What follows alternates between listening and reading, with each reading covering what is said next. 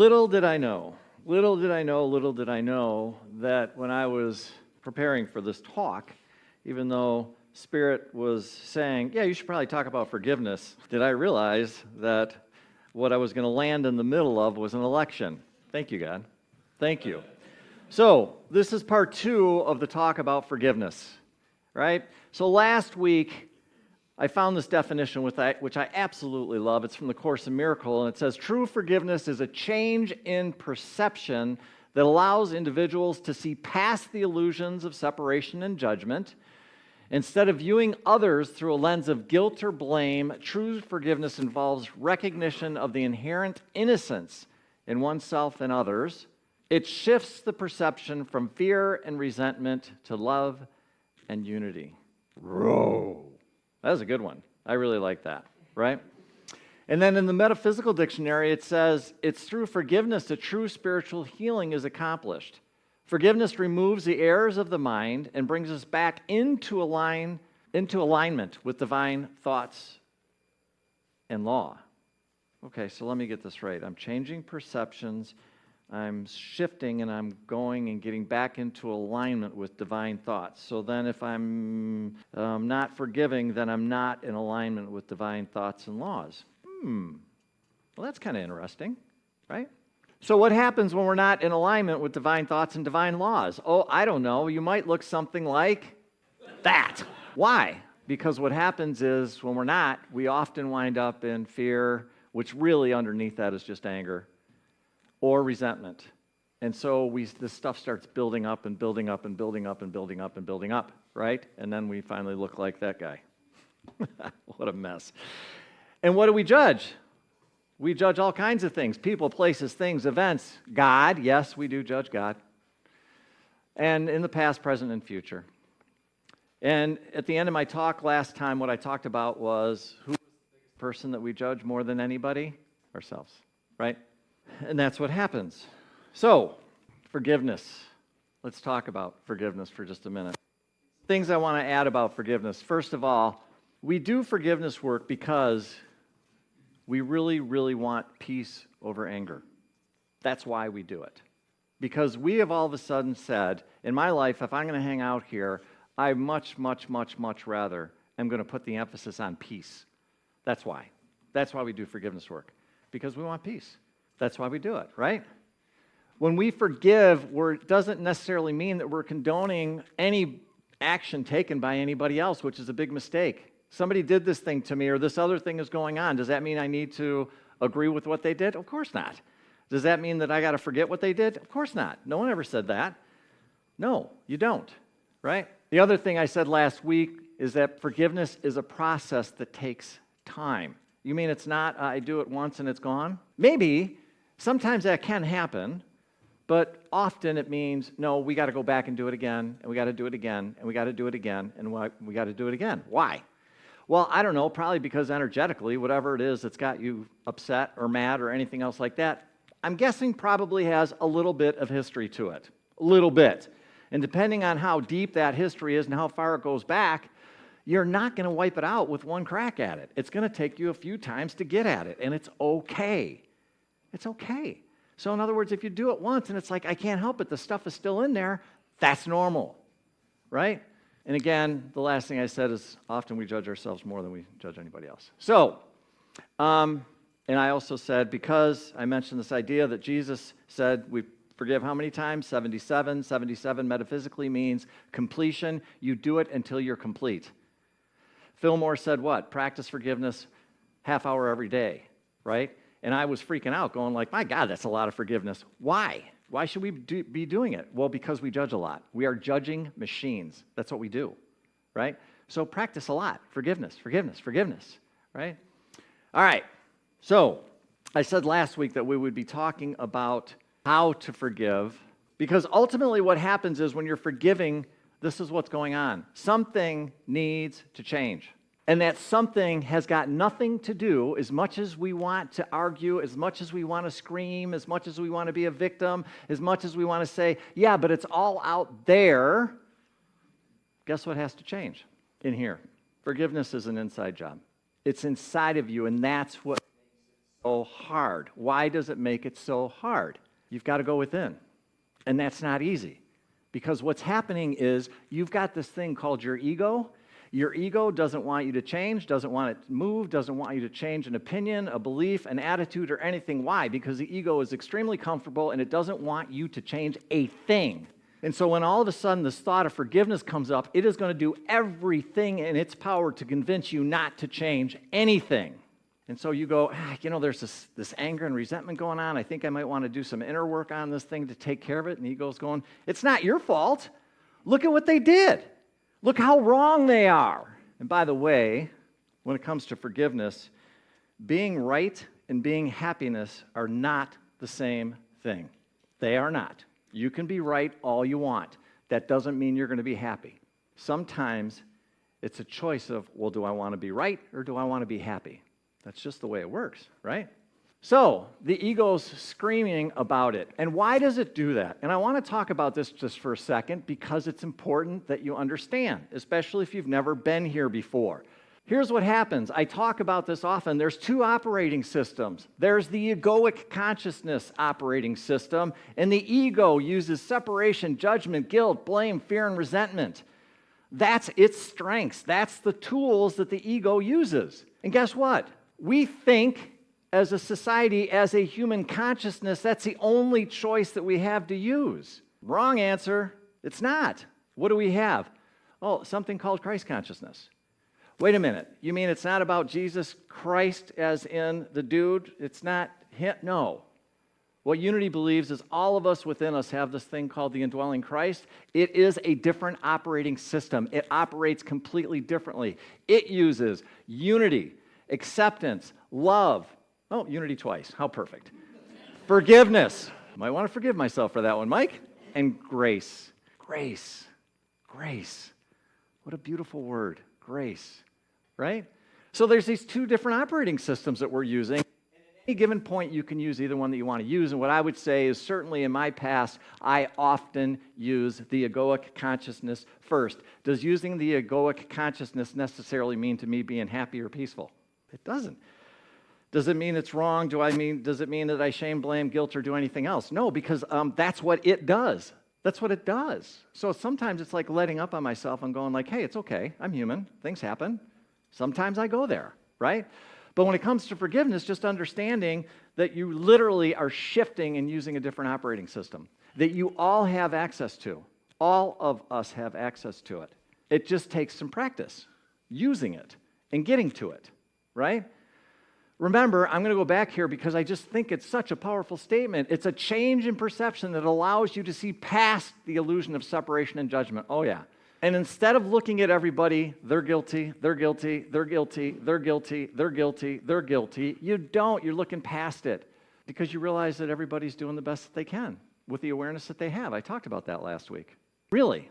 They really, really are. Because if they knew better, they'd be doing something different. And so then you just go, oh, does that include me? Duh, yeah, right? Yeah. It shifts perception from fear and resentment to love and unity. So then, as I was processing this, I thought to myself, oh, so then really what it is true forgiveness equals changing operating systems. Ooh, well, that's interesting. Really? So yeah, really, we're changing operating systems. That's how this works. Okay, cool. So, couple of notes before you actually start doing forgiveness work I thought I would share with you. First of all, it may be easy and it may be hard. So there's things that are going to happen when it's forgiveness. I was at the shop the other day getting my car fixed. I called up and I said, hey, I wasn't getting my car fixed. I was picking something up. I needed a key to my car. And I called him up. I said, hey, I need to pick up a spare key. Yeah, no problem. We got them in stock. Come on in. It's $75. And I'm like, all right, cool, right? So I drive over there, and I go, hey, I just got it. And I'm like, it's the middle of the day, and I'm moving. I'm trying to get this thing done. And I'm like, hey, I just need this key. Okay, we'll be with you in just a minute. 20 minutes later, she walks out, and she says, okay, great. I got your key. Great. Perfect. Thank you so much. I walk out, and I get into the parking lot. I go to start my car. My car starts, and 3 seconds later, it stops. What the heck is going on? Start it up again, it stops. Start it up again, it stops. All right, so I grab the key, I go back in.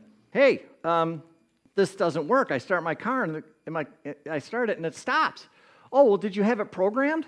Did I what? Yeah, you got to have the key programmed because it's got a chip inside of it. In order for your car to run, it's got to match what the keys. And I'm like, no. And they're like, yeah, well, we got to program it. Well, okay, could you have told me that originally? Might have been a good idea. Here, I'm going to sell you a key that doesn't work. So you can tell where my mind is going, right? Judgment, judgment, judgment, judgment. But it gets better. Oh, it gets better. Yeah, okay, so what do I need to do to get it programmed? Oh, well, it's going to take about 45 minutes. I said, okay, cool. And it's going to be $125. Hold on. Hold on. This is what I now look like. I am just like, okay, all right, you're okay. And at that point in time, I have that going on, right? And I think to myself and I say, like, because this is what happens for me. I'm not putting this on anybody else, but what's happening for me is I'm starting to go into victim, like I don't have any choices, and you put me in a corner and tell me I don't have choices, that's coming out. And all of a sudden it was like, whoa. Slow everything down. Take some breaths. Number one, because I didn't feel like I had any choices, it was like, look it, you do have a choice. I'm like, I do? After I calm down, it's like, yeah, you could say bye-bye, keep your key, give me my money back, and be done with it. So in other words, I'm not a victim, right? Oh, not a victim. Okay, great. So then what I can do is actually, I can also decide if I really want to, because I just want to be done with this thing, to go ahead and pay the $125 or whatever it is and then wait the 45 minutes. Can I do that? Is that not fully within my choice of opportunities for me to do that? Of course it is. So then I'm sitting there going from that to where I'm just like, oh, so I really am in my power here. So I am in choice. I'm not a victim. I can sit here and be a conscious human being, and actually, I've got this thing that I really needed to take care of, and this is going to give me 45 minutes to take care of that thing, and actually everything is just fine. It's going to be okay. So now I'm sitting there going like, oh, okay. And because I may have said a word or two to somebody, I had to go over there and say, hey, don't take it personally, it wasn't you. I was just a little frustrated because I thought A, B, C, D, and E, right? So then I go and I apologize. It wasn't that bad. But my point is that this is what happens. And I was done with the whole thing lasted 10 minutes. The whole thing lasted 10 minutes, and I'm telling you, done, gone. No more anger, no more resentment, no more anything. Now, they all don't work out that way. They don't. And there's reasons for that, right? So, let's go. I want to talk about this for a minute because I think it's extremely important, especially with what's going on with the elections. For some people, not all people. Sometimes we're dealing with something that's bigger than ourselves. So in other words, there's this thing called individual consciousness. So that would be a really good example of me being an individual thing that's going on. It's my own business, no one else's business, and I deal with it. Sometimes, though, whether we know it or not, we are all part of different collective consciousnesses. We all are. And what just happened in the election is a perfect example of what a collective consciousness is like. Because I know for a fact that there's people in here right now that are happy, and I know there's people in here that are really sad. And I also know the same thing happened 4 years ago. And now I also know people are sitting there thinking like, oh no, Mike, but you just don't understand. Yes, I do. No, I really do. I really do. All of it. I understand it. What I'm trying to bring up is to just understand that sometimes you are being called from a collective consciousness standpoint to help change it. Do you get that? And when that happens, it sometimes is not easy. And it's okay if you decide not to do anything about it. It's just too painful. It really is okay. But what I am saying is if something has really got your attention and it's part of a collective consciousness issue, maybe you can help. You don't have to. No one's saying do anything. But I'm just telling you from my own perspective, as I go deeper and deeper into my own spiritual journey, the only thing I want to do is help my own self and my own journey and my own healing, but I also want to help collectively, whatever I'm a part of. And believe me when I tell you, I've looked at every single thing that I'm a part of and have gone into those consciousnesses and see where my contribution to them may have hurt, and all I want to do is help. And all I want to do is love. And all I want to do is heal. So whatever it is, if I'm looking at it and I can help it, then great, right? So let's talk for a minute about forgiveness itself. I want to talk about, this process of forgiving, it starts with a willingness. You have to be willing to do forgiveness work, right? Because nobody can force anybody to do it. You can't. Because when it's forced, it's not really effective. How many people have kids, and you tell the one, you go tell your little brother you're sorry? What does that look like? It looks like this. I'm sorry. Right? Isn't that kind of what it looks like? It doesn't really work. It's not really super effective. Why? Because it's fake, that's why. And I'm not talking about fake forgiveness work. I'm talking about real forgiveness work, right?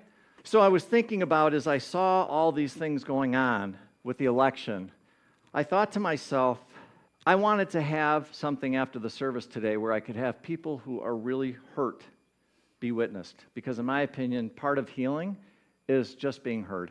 Part of it is being heard. And I thought to myself, wow, I tell you, I'll have this little thing where we can get together and we can let people come up and be witnessed fully if they feel like that would be helpful for them. And my beautiful, amazing, incredible wife said, tap the brakes on that one, Skippy. And I'm like, why? And she said, it's not time. It's not time. And I was like, why does she get it sometimes and I just can't see it, right? So here's what I'm going to share with you and this is the important part about a willingness. Like sometimes it's just not time to do forgiveness work. And I just want to tell you it's okay. Just be honest about it. Like, look, I can't do this right now. It's too hot. There's too much pain. There's too much going on right now. And actually, in my opinion, it could be more harmful to try and do forgiveness work when you're in that state. So don't. You'll know when you're ready. You'll know when you're ready. So, how do you know when you're ready? How do you know? Like, okay, how do I know, Mike? It's easy, because here's what you say. I want peace more than anything else. That's what I want. That's the most important thing to me. I'm no longer willing to let unresolved hurt, anger, and resentment control me. No more. I'm done. When you can say that, then you're ready, right? So, this comes down to an issue of where it says control. I thought this would be really interesting to bring up, and it's really, this idea of control comes from the standpoint of, I think sometimes when it comes to forgiveness, we forget what we can control and what we can't control. And I love this little chart. You may not be able to see it that great. That's okay. Because ultimately what it says is what's in my control and what's out of my control. And just real quick, out of my control, the actions of others, the past, the opinion of others, what happens around me, what other people think of me, how others take care of themselves, the future, the outcome of my efforts. What's in my control? My thoughts and actions. How I speak to myself, how I spend my free time, my boundaries, how I handle challenges, the goal I set, what I give my energy to. Those things are in your control. The other things aren't. Do you notice how the difference between the two of them? Everything else is out there. Everything that you can control is in here. Oh, I can control that? You bet your butt you can control it. You better believe it. You can control it, right? Viktor Frankl from the book Man's Search for Meaning, forces beyond your control can take everything you possess except for one thing. Your freedom to choose how you will respond to a situation. How many people know the book Man's Search for Meaning? For those of you that don't know, Viktor Frankl was somebody that survived the Holocaust. He was in the Holocaust. He watched hundreds and hundreds and hundreds of people die. And what he came away from that experience was realizing is that the only thing that he could possibly do was to control his attitude and the way he was going to get up every day. And what he realized is that what he would do is he would just start being thankful and grateful when he got out of bed. So he wouldn't sit there and go, oh, I know I'm going to be saved in 3 weeks or 4 weeks or 5 weeks or 10 weeks or this is going to happen or that's going to, Today's a really good day. I got up, I'm breathing. I'm alive. I'm going to make everything I can out of this day. And what he realized was the people that were able to survive that horrendous time in history was their attitude. Your attitude is everything. When it comes right down to it, it's the only thing that you have any say over, any control over. And he realized it. This book is given out more and recommended more than any other book when it comes to personal growth and development. And that's what it says at the base of it, right? So, yeah, I know, Mike. You said you were going to tell us how to forgive. All right, I'm going to share with you a couple of different tools. I want to say something about it, though, because there is no one way to do forgiveness, folks. There's not. I've been exposed to a handful of different ways to do it. My suggestion is play with a few different ways to do it and see which one works for you. Okay? So just know that. I'm not going to sit here with the list and say, do this, although I am going to recommend a basic one that you can use.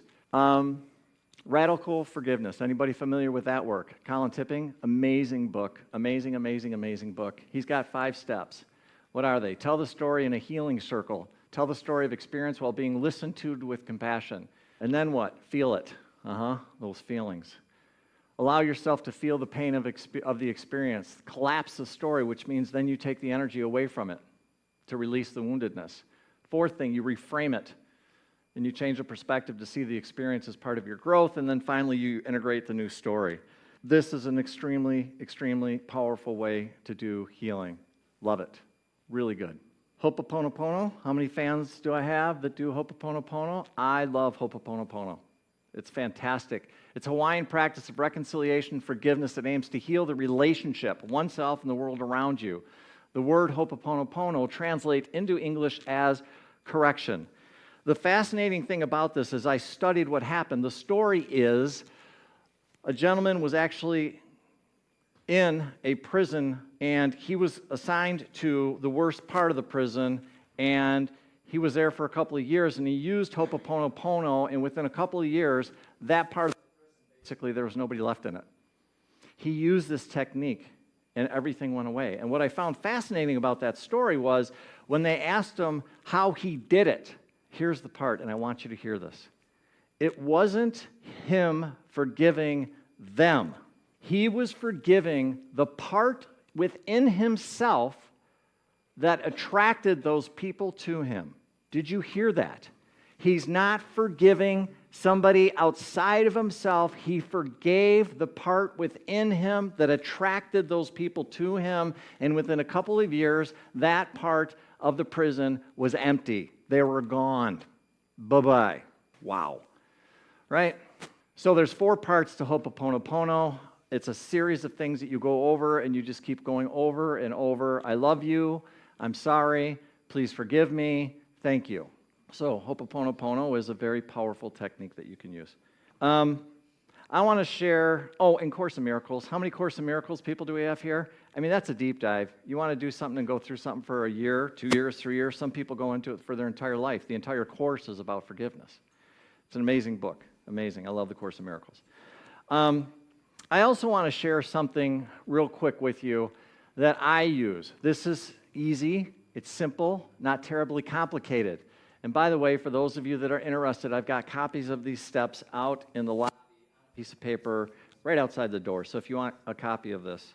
5 steps. Set your intention. I want to do some forgiveness work. I'm really tired. I want to change. I want to shift consciousness. I want to go to Christ consciousness. That's what I want to do. Set your intention. Open with prayer. Hey, God. Hey, Spirit. Hey, Divine Being. Hey, Jesus. Connect. Right? Got it. You start always with self.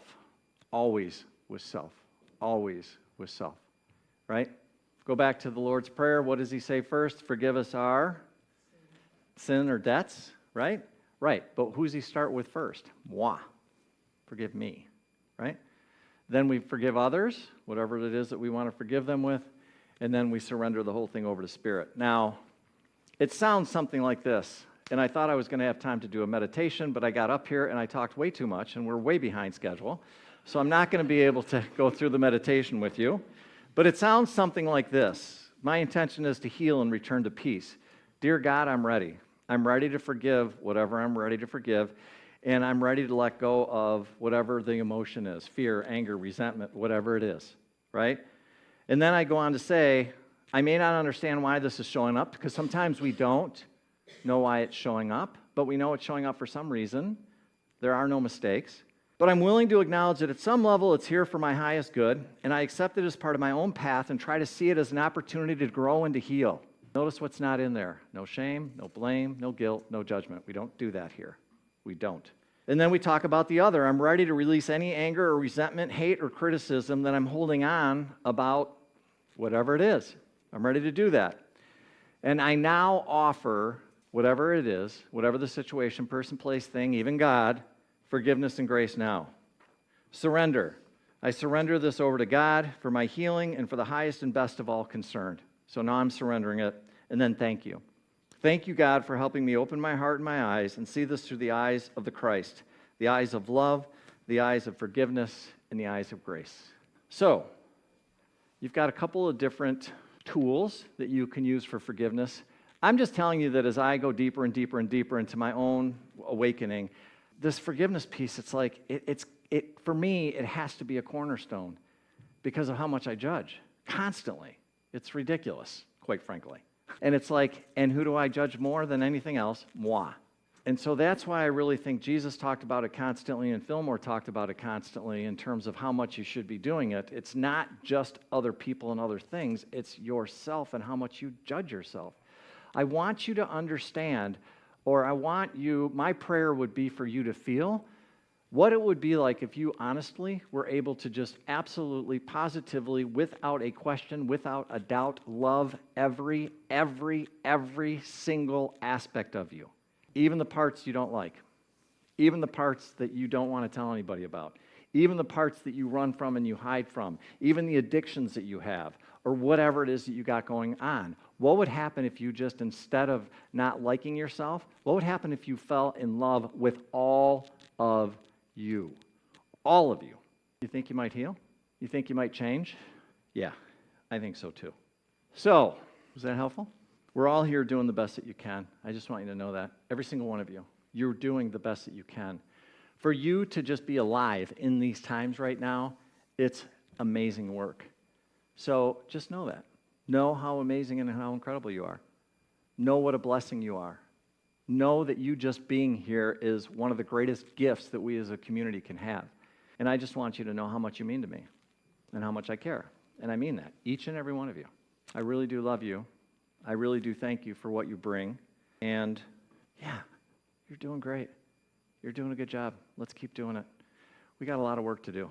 And I would love to have you be a part of this thing so that we can actually make a difference. But we're going to do that through love.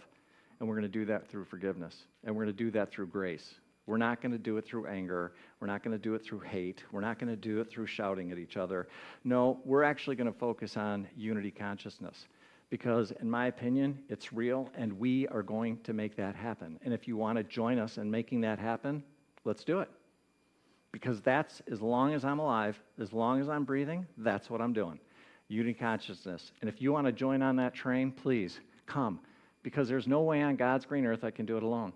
Or we can do it alone. We need as many people as we can to be joining us. So please, come, join, ask people to join, and come and see us. Other than that, thanks for letting me blabber on a little bit longer than I probably should have. I'm grateful. Thank you, thank you, thank you. God bless, namaste, and namaste. Thank you.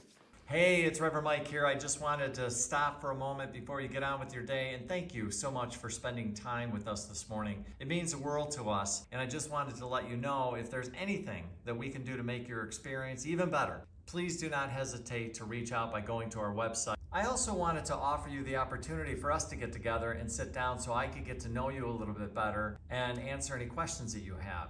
I can either do that by either getting together in person, have a cup of coffee, or we can meet online via Zoom. If you're interested, please don't hesitate to reach out. You can reach me at michael@courage2thrive.com. And lastly, if you find these messages are helping you, we would be tremendously grateful if you'd consider donating to the center. The best and the easiest way to do that is simple. Just go to our website. Again, thank you so much. Hope you have a great day. Hope you're doing well. God bless, and we hope to see you soon. Bye-bye now.